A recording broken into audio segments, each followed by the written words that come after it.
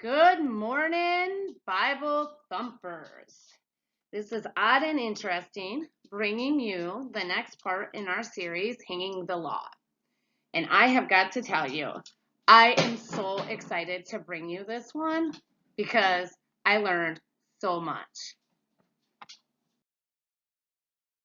So here is our chart of laws, and these are all the laws we've gone through so far. And these laws, remember, are to make the children of Israel a peculiar treasure above all people on the earth, to make them a kingdom of priests and a holy nation unto the Lord.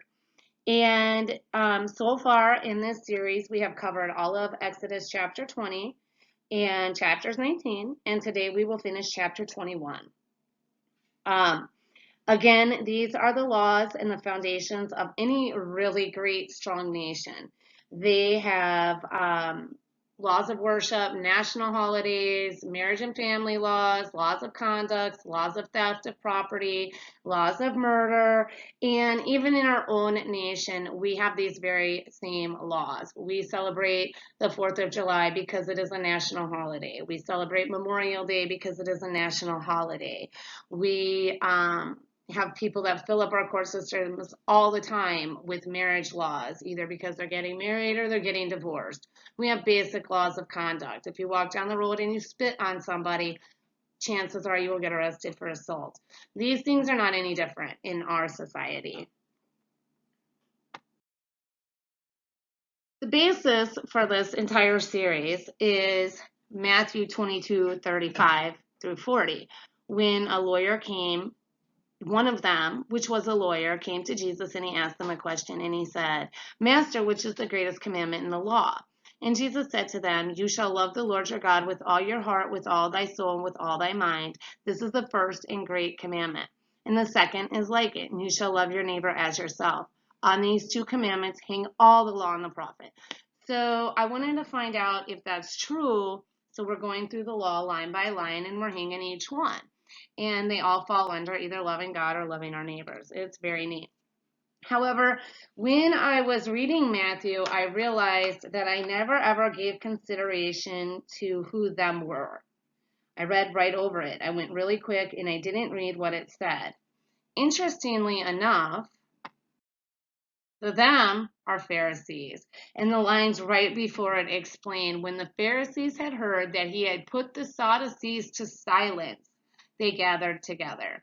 Then one of them, which was a lawyer, asked him a question, tempting him and saying. So it's really interesting because the Sadducees and the Pharisees were the high religious leaders of that day. They were teachers and enforcers of the law.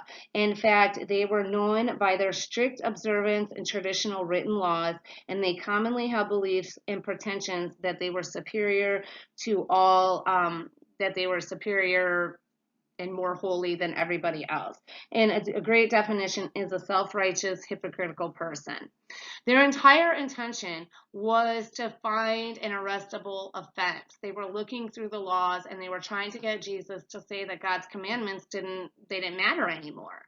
And they were trying to say, well, which one's the best one and which one's the least one? And Jesus wouldn't do it. He said that you need to obey all of them. Just the fact that the lawyer called him master is kind of funny because these people absolutely did not believe that Jesus was their master. Jesus warns us of these Pharisees. He doesn't say watch out for the Sadducees. He says specifically to us to watch out for the Pharisees. Paul was a member of this group of people. Paul was a Pharisee.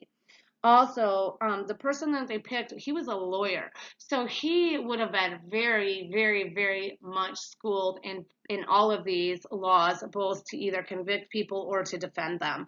So he was, it's really important that they picked a lawyer as opposed to somebody else. And all of this took place after the Sadducees had gone to Jesus and asked him the question about the woman who married all 7 brothers and they all died. And then they wanted to know whose wife she would be in the resurrection. And they didn't actually even believe in the resurrection, so that's kind of funny. And Jesus replies to them, God is God of the living, not of the dead. He's like, basically, we're not even talk about this. But he does say that we'll be as the angels are, and so there won't be marriage in heaven. You can go back and look that up. It's in Matthew 22. So to go on with our study, today we're going to talk about the laws of oxen or property laws. And I'm pretty sure that when God's talking about oxen, he is not just talking about physical oxen. I think he is talking about if any of your animals harm anybody. Okay, or if any of your animals do something wrong, or if you happen to harm anybody's animals, whether it be a bull or a ram or an oxen or a dog, if your dog bites somebody and you don't go and help that family or offer, whatever needs to be done, then I think that God looks at you badly for that, because you are supposed to be taking care of your property and taking care of your brother. So what it says is, if an ox gores a man or a woman that they die, then the ox shall be surely stoned, and his flesh shall not be eaten, but the owner of the fox shall be quit.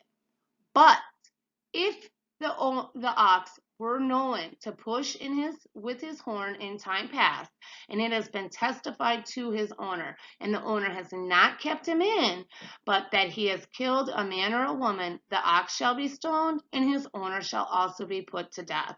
So if your negligence in taking care of your animal causes somebody to die, you should be put to death too. I mean, really. I think that's pretty fair. However, the owner or the people who had suffered the loss of life can lay upon the owner of the animal a ransom of a sum of money, and the owner of the animal can pay that ransom, whatever is laid upon him, and he won't die. Even if it's your son or your daughter, according to this judgment, it shall be done. So if a dog of somebody kills your kid and they knew that dog bit, they can pay you the sum of money and they can live for their own life. But the dog obviously needs to be killed. So it's really, really interesting that God says if you knew that your animal or your property caused mischief or caused harm and you didn't take care of it, you're responsible with your own blood. So if the ox shall push a manservant or a maidservant, he shall give unto their master 30 shekels of silver, and the ox shall be stoned. And if a man shall open a pit, or if a man shall dig a pit and not cover it, an ox or an ass falls in, the owner of the pit shall make it good and give money unto the owner of the animal, and the dead beast shall be his. So he would pay, but he would get the meat from the animal in return. And if one man's ox hurts another that he dies, then he shall set the live ox and divide the money of it. Sell the live ox and divide the money of it. And the dead ox they shall also divide. So they're both kind of getting something. It's not the best, but it's a very, very fair plan.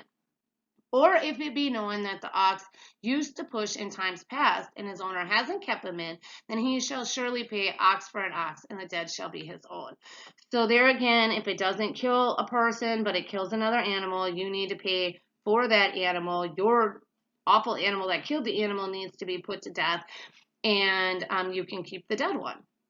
You're out your money, but you did get something for it. You got this dead animal, and depending on what animal it was, it could be valuable or it could be worth it. I mean, I don't know what you would do with it. It's awful because you can't eat it. So that's just a bad situation.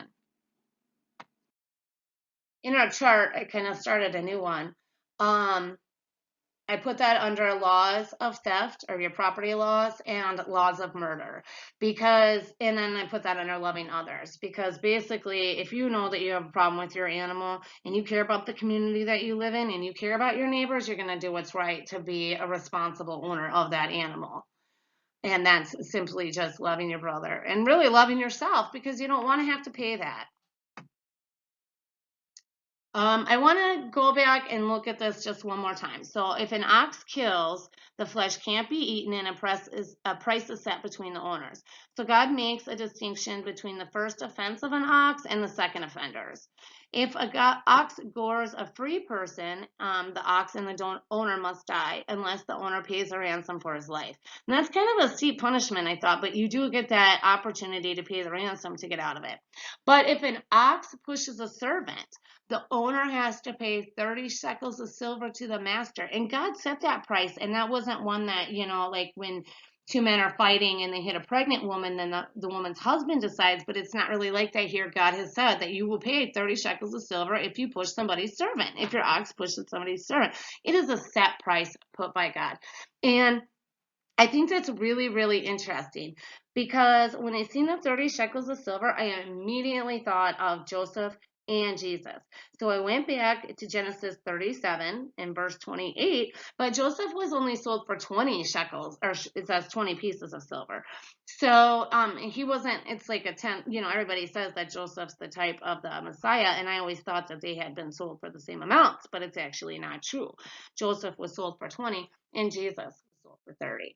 So the 30 shekels of silver first kind of comes up, and it's the amount that Judas took to betray Jesus was 30 shekels of silver. And the first time this comes up is in a prophecy in Zechariah.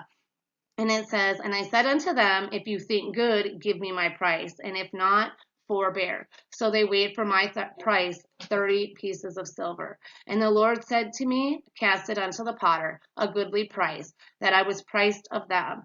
And I took the 30 pieces of silver and I cast them to the potter in the house of the Lord."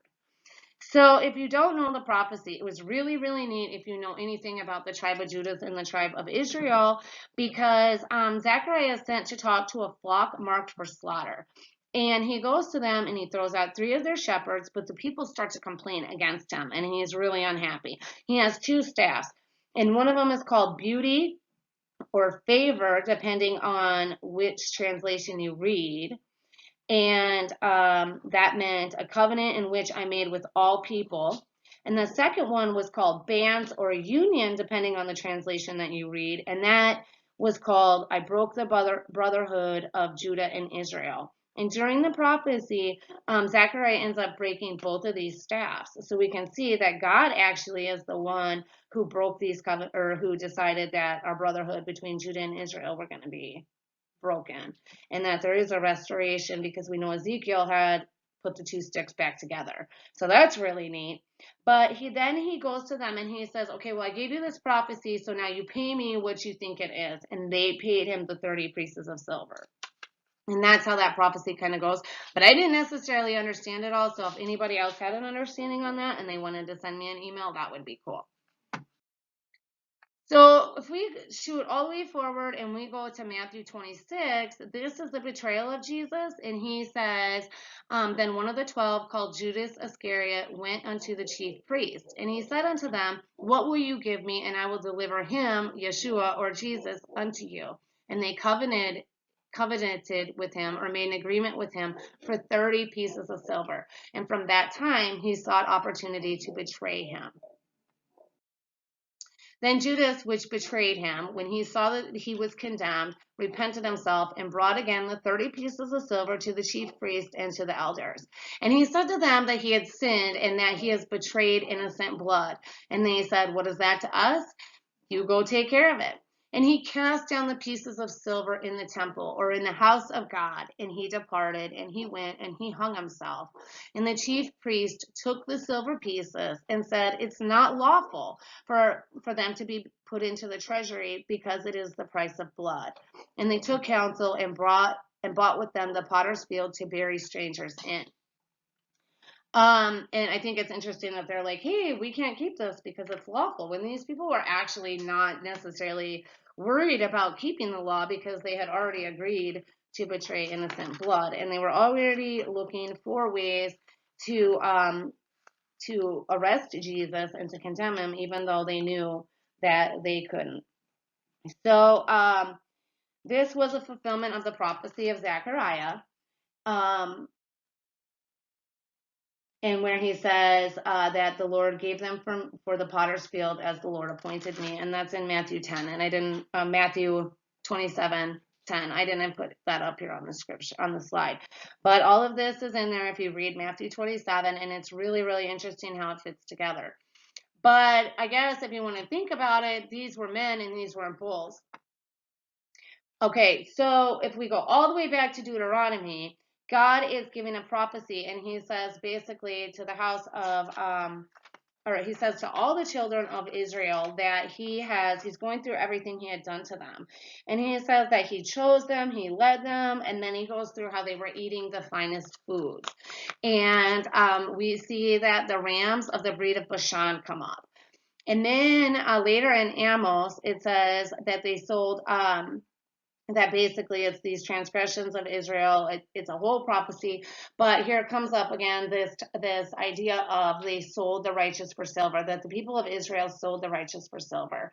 And then in Amos 4:1, he says that he wants the bulls or the kine of Bashan that are in the mountain which oppress the poor and crush the needy, and say to their masters, let us have some more. So he's obviously talking about people there.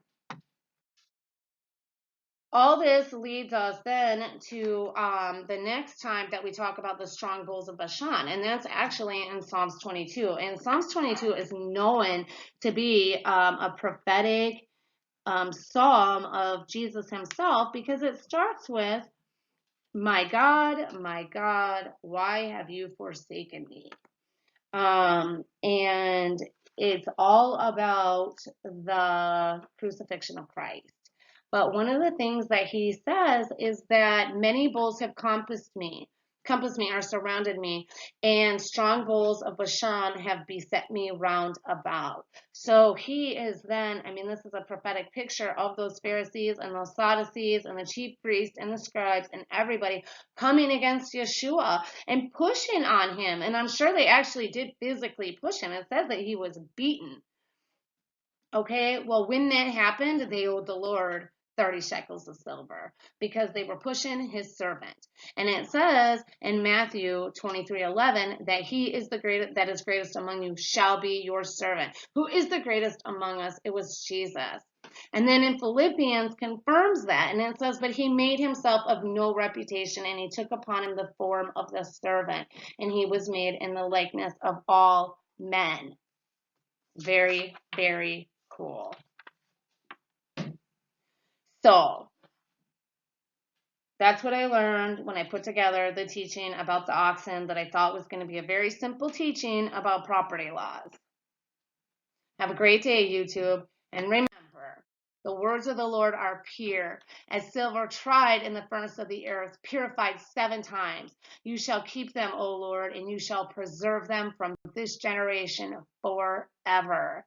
Have a great day, Bible lovers. Until next time.